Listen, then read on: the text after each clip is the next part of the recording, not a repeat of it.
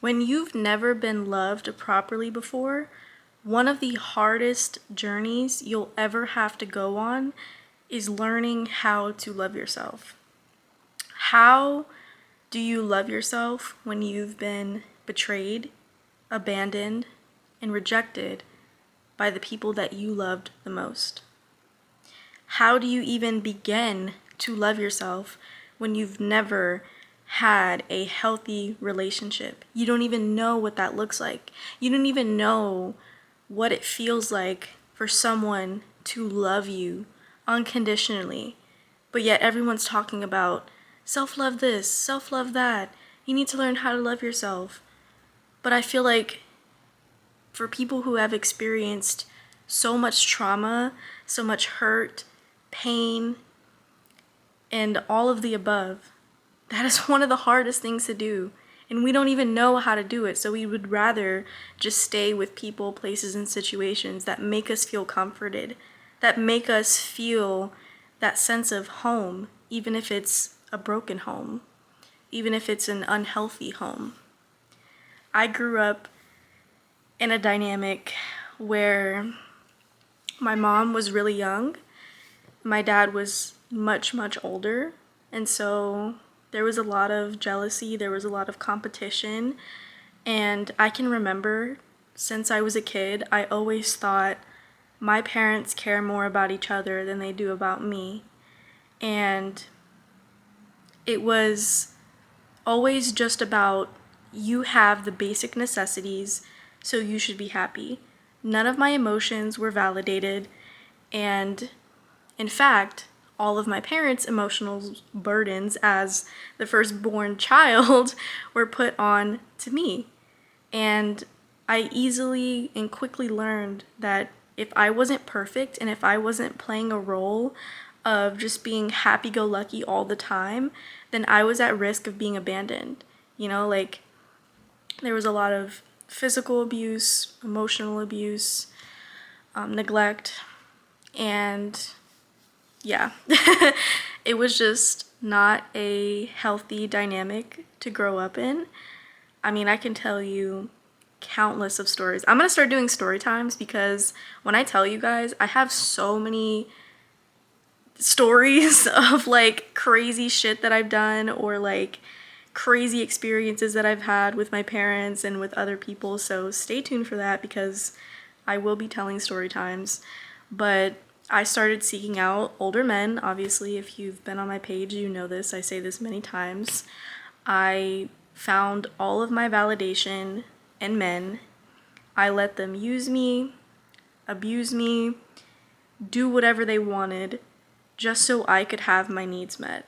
I would go above and beyond and try to be this perfect person and fit into the ideal of what they wanted me to be.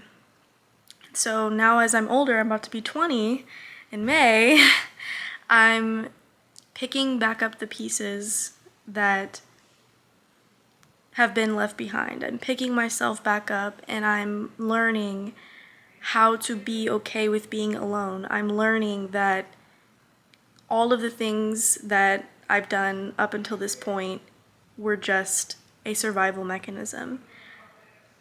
And I'm consciously choosing to choose myself. And I'm consciously choosing to rewire my thought patterns and rewire my nervous system to feel safe in my body and not seek out validation externally because I didn't receive it at home. I'm doing the shadow work, I'm doing the inner child healing, and when I tell you, I've done some pretty fucking hard things, and this is one of the most challenging things I've ever had to do. It's constant self-awareness of my patterns. I can see myself when I'm self-sabotaging. Like, when you guys go into a situation and you know that this person, place, or situation is not good for you, but yet you still somehow find yourself gravitated towards that. And it takes a lot of willpower and a lot of strength to break that cycle because it feels comforting in the moment. It gives you that instant dopamine hit. And so by pulling yourself from that situation and pulling yourself from your comfort zone so you can heal and create a space to heal is hard. Because your mind is going to be screaming at you, I need this person, I need this situation, I need these toxic patterns in my life. Because if I don't have them, that means that I have to sit with the fact that I didn't get it. And that's hard and it's painful. I feel like I've been tackling these cycles with men and tackling these cycles with learning how to be okay by myself without distractions for a long time. I am coming to that realization that I have been giving my power away for so fucking long. And you know when you're giving your power away, when you lose yourself in relationships or anything external, you abandon yourself over and over again in the pursuit of something else. You don't understand that everything is within you. Everything that you're chasing externally, you actually are trying to get from yourself because you're connected to literally everything. And you will always, 10 times out of 10, find that you'll never be satisfied in the pursuit of something outside of yourself. Even though you're connected to it, it's still outside of you. You can't work from the outside in, you need to work from the inside out. Because the people that you're going to be attracting or the situations that you're going to be attracting is going to be a direct reflection of your inner state. And when your inner state is anxious or you're attached or you have a lot of trauma, all of those wounds are going to come up through those external things. And so we're left sitting at the place where we started, hurt, abandoned, rejected. And we can either choose to sit with that pain and heal from it so we can begin to create and cultivate a healthy relationship with ourselves and everything around us, or we can keep going back. We can keep choosing what's not choosing us. That's the thing. Why do we want things that are not choosing us? And I mean, the easiest answer is, well, I didn't get chosen by my parents. So I want someone else to choose me. I want someone else to love me and validate me. But again, the hardest part is recognizing that that may or may not ever happen. Your parents may not come to the realization that what they did was wrong. They may never apologize to you. You may never get the response from them that you are seeking. They will probably be the same way their entire lives, just based off of programming. And so us constantly seeking other things to fill that void is going to leave us right back at the place where we need to pick ourselves back up. So why not start now? Why not go on the journey? Yes, it's going to be hard. It's going to be painful. It's going to be difficult. But at the end of the day, you're going to be able to reclaim the power that you lost in the pursuit of something else that was just an illusion. And I'm also a strong believer in everything happens for a reason. All of the things that we face in our life, including the challenges, including the things that are extremely painful, that is meant to happen. Because if we didn't have that happen, then we wouldn't have been able to get to a level of independence, if that makes sense. So, for example, the feelings that I had when I was a kid of not feeling safe in my household, feeling abandoned, rejection, misunderstood, feeling like the black sheep of the family, like didn't fit in at all. That had to happen in order for me to step into my power. Because if I had a family that just accepted me and they loved me the way that I needed them to, and they validated me and gave me all the things, right? I would have never came to the point that I'm at right now of establishing a good relationship with myself. I would never have even recognized that I had so much power and strength and wisdom. I can walk through the valley of the shadows of evil and fear, you know what I'm talking about. Walk through the valley of death and fear no evil, some shit like that. Literally walk through the pits of hell, which is my experiences and my own mind sometimes, literally go through hell and come back a new person. Come back and rise like a phoenix rising from the ashes. Literally just constant death and rebirth. And it's gotten me to a point where I recognize no matter what happens, no matter where I'm at, who I'm with, how many heartbreaks I have, I was always the one to pick myself back up. I was always the one to get myself to where I needed to be. And I would have never realized that if I had different parents. The parents that you have are the parents that you need to teach your soul lessons. And I really feel like in my past lives, I was extremely codependent. And so I needed people to abandon me and reject me in this lifetime, so I didn't have anyone to lean on, and I would be able to build a strong foundation within myself. And that may sound crazy, but I believe it. Like I strongly believe that in this lifetime, I'm supposed to be stepping into my power. I'm supposed to be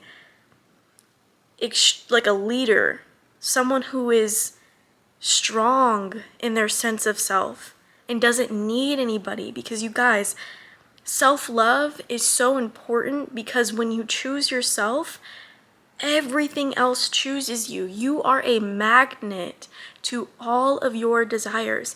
Anything that you want will come to you because you'll be easily able to attract it. Again, from the inside out. When you have a strong sense of self, and when you can genuinely say that you love yourself, everything else is going to love you too, just by law of attraction, because your frequency is going to be vibrating high. And so you will not even want to be in the presence of lower vibrational energies. Like it doesn't even align. And anything that you desire will be yours. So that's one of the reasons why it's so important to love yourself, because not only does loving yourself make you feel good, and it makes you interdependent to where you'll be able to have relationships with other people without relying on them to give you something, you'll also be able to attract the life that you want because you're emitting that frequency. And that is the place that I want to get to, and that's the place where I want you to get to. And I want you to understand that I don't care what you've been through, you have the power. You've always had the power. You can heal and you can move through any situation, no matter how painful. And it's kind of a paradox. As much as we hate suffering, we need it to not suffer. It's a duality. It goes hand in hand. In order to experience true joy, we have to experience suffering. And if we didn't know suffering, we wouldn't know joy. Like, they go hand in hand. So stop being the victim of your life. Stop blaming your parents. Like, even though I say, yes, my parents were not good parents and they did a lot of things that hurt me, at the end of the day, I can recognize that they too were just children, and they too were programmed, and they did the best they could with the knowledge that they had. And so I'm saying all of this to say that self-love is not just some mainstream bullshit that you should give into because everybody else says it's important. It is really the foundation that sets up your whole entire life. And it's also not a one and done thing. It's not a, oh, I love myself now. It's a continuous choosing of yourself. You have to wake up every single day and decide to put you first, whatever that looks like. You have to wake up and decide, I'm worthy, I'm important, I'm valuable, I have good things to say, people want to be in my life, I deserve unconditional love. You have to be the one to give that to yourself first. Because if you don't, nobody else is going to know how to give it to you. You're going to continue to attract people with the same wounds that will bring all of that shit out of you. I just got out of a situationship, just like guys. I just got out of a fucking situationship just like that. And it's hurtful Because when it crashes and burns, you realize that person was never going to give you what you needed. Nobody is going to give you what you needed. And so whether or not you choose to go on this self-love journey, and what that looks like is setting boundaries, having standards, sticking to your standards, and learning how to trust yourself. It's picking yourself back up when you fall. It's not just being there for yourself whenever things are good. It's being there for yourself when things are bad. It's having habits and routines to get yourself to where you want to go. It's deciding where you want to go, deciding how you want to live your life without anybody else's opinion in it. It's deciding that you are worthy and deserving of the life that you desire. It's all of these things. It's working on your nervous system. It's choosing to heal by doing mindfulness practices or doing your shadow work, doing the things that you don't want to do, delaying that instant gratification so that you can get that long-term goal. It's deciding that you deserve to be put first and doing it. Because a lot of us don't trust ourselves. And I realized that's also an issue that I had. Like, I can say, oh yeah, like I love myself. But at the end of the day, when someone else came along, I ditched myself. And so I started slowly losing trust until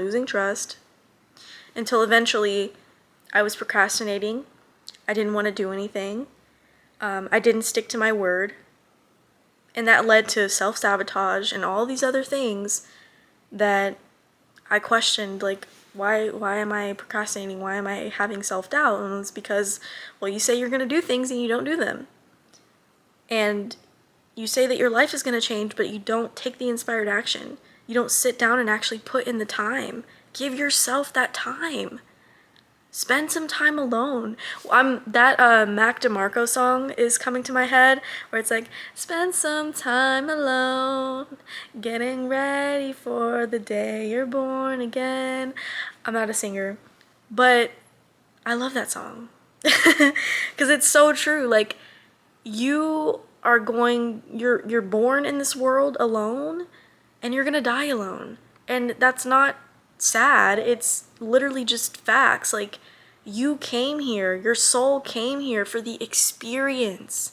Allow yourself to experience. Stop getting so caught up in everything and just take the lessons, learn from the mistakes, and keep it fucking pushing. Because I know, even if you say, oh, I don't know what I want to do with my life, or, oh, I don't know why self-love is so important, like, deep down, you know, because your soul has that feeling.